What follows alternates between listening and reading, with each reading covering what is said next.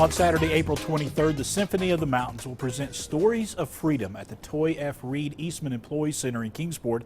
And here to share with us all the details of this great night of music is Cornelia Laemmli Orth. Thank you for being here today. Thank you for having me. Good morning. Let's talk about Stories of Freedom. Tell us what that's all about. Well, this is going to be the final concert of Symphony of the Mountains celebration and remembrance season.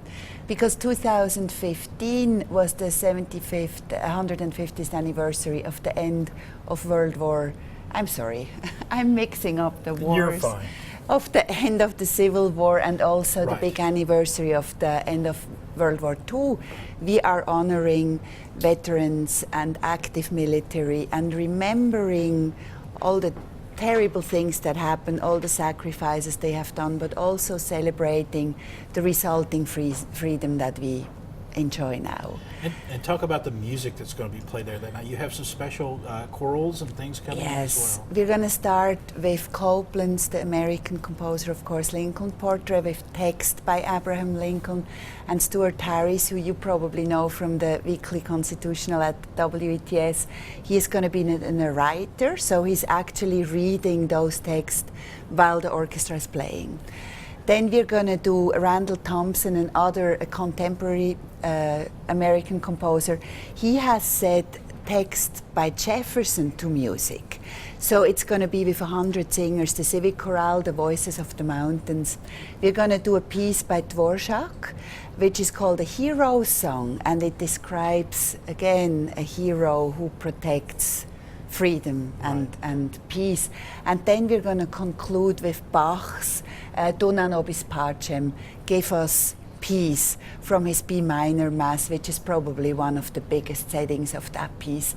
So a big monument of classical music to then conclude that season. And also, in order to honor those that are serving now and the veterans that have served before, if you show up with your military ID, you get in for free. You get in free. We're going to have a presentation of the colors, the tabs. Veterans are going to be honored. We're going to have the cross on stage to honor those who have sacrificed their lives.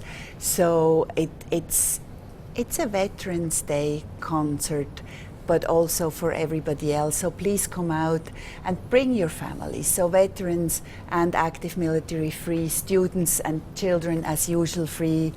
And I think it's going to be a big celebration. And I oftentimes feel we don't honor those people enough. And I think with this, we really have a chance to do it.